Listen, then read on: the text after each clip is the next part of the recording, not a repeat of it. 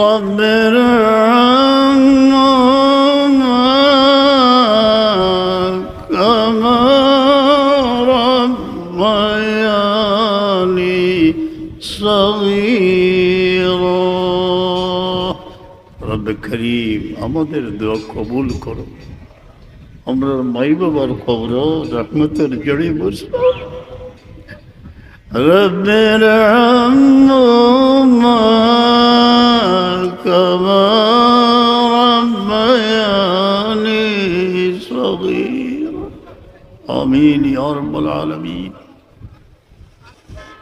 এ আয়াত তিলাওয়াতের সময় এই করুণ ফরিয়াদ যেহেতু আল্লাহ তাআলা আমাদের নির্দেশ দিয়েছেন মা বাবার জন্য দোয়া করব, কে শুনতেছে? তিনি স্বামী, সব কিছু যিনি শোনেন, খাবির বসির, আমার অন্তরের অন্তঃস্থলে কি আছে তিনি জানেন। সেই মালিক ও মওলার নিকট আমরা ফরিয়াদ করতেছি, আল্লাহ আমাদের মা বাবার উপর রহম করে মাও। رب ارحمهما كما ربياني صغيرا। এক ছেলেকে বহু পরিশ্রম করে মা বাবা তৈরি করছেন, সে বিদায় নিবে, দূরদেশে সাউথ আফ্রিকায় যাবে। মায়ের চরণ পাশে বসলো, মা তার মাথায় হাত দিলেন, নয়নের জলে সিক্ত হয়ে গেল মাথা। মনে পড়ল মায়ের এই ছেলেকে কুলে খাকে করে মানুষ করেছিলাম, আজকে প্রয়োজনের তাগিদে জন্মভূমিকে পিছনে ফেলে হাজার হাজার মাইল দূরে চলে যাচ্ছে। মা শাড়ির আঁচলে বারবার নয়নের জল মুছলেন, ছেলেকে বিদায় দিলেন।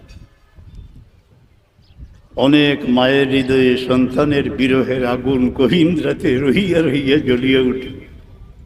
মা বাবা সেই সন্তান যেখানেই থাকুক না কেন, আল্লাহর দৃষ্টির অগোচরে নয়, সেই জাতে পাকের নিকট ফরিয়াদ করো যেন তাকে নিরাপদে আল্লাহ রাখেন। ছেলেটি যাওয়ার আগে মনে মনে আসলো এমন কিছু মার কাছে রেখে যায়, বাবার কাছে, যাতে তিনি স্মরণ করেন। একখানা কমলি, বারবার সেই কমলিতে তিনি চুমো দিতেছেন আর চোখের জল আসতেছে, দয়াময় আমার ছেলেকে যেখানেই রাখো শান্তিতে রাখি। আস্তে আস্তে আমরা অগ্রসর হচ্ছি। আমি কল্পনায়, আমি গল্প লেখক, বালাই হওয়ার এখান থেকে কোথায় মনের আবেগে অনেক সময় আমি প্রতি প্রান্তে চলাফেরা করি। আমার এই প্রাণপ্রিয় জন্মভূমিকে আমি ভালোবাসি, যেন আল্লাহ তাআলা ভালোবাসতে দেন। তাদের স্নেহে দিন দুঃখীদের যেন আমি পাহাড় পর্বত নদী নালা অতিক্রম করতে পারি, এই দোয়াটুকু চাই। আস্তে আস্তে নদী পার হয়ে দুর্গম পথ অতিক্রম করে এক স্থানে দাঁড়িয়ে সন্ধ্যার দিনমণি অস্ত চলে গেল। এখানে কিছু আগুন জ্বলতেছে। দিন দুঃখী ছেলেরা একখানে বসে আগুন পোয়াইতেছে। আমরাও তাদের পাশে বসলাম। তিনজনকে জিজ্ঞেস করলাম, এই তোমার বাপ আছেন কি না? বলে না, মাত্র 1 মাস আগে দুনিয়া থেকে চলে গেছে। চলো বাবারা, আমি তোমাদের ঘর দেখব। সেখানে গিয়ে দরজার সামনে সুন্নত হচ্ছে, ঠিক দরজার সামনে দাঁড়ানো ঠিক নয়, এখানে দরজাই নাই। তোমাদের মাকে পর্দার আড়ালে নিয়ে যাও। সেখানে গিয়ে দেখলাম খড়ের বিছানা, ভাঙ্গা দুয়ার।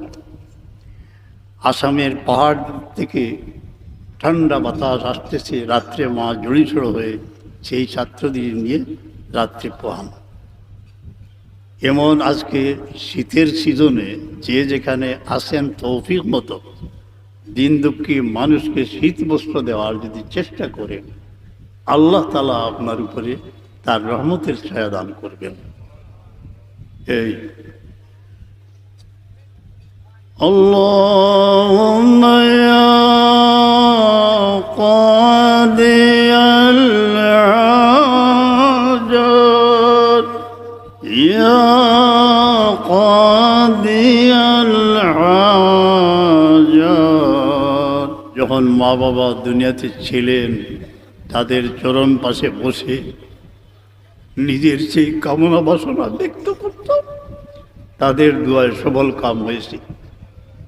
আমাদের জন্য মা বাবা অনেক নয়নের জল এই আল্লাহর দরবারে আমানত রেখে গেছে।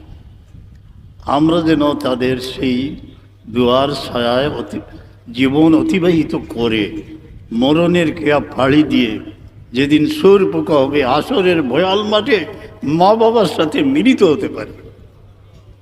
দয়াময় এতটুকু আবদার রইল।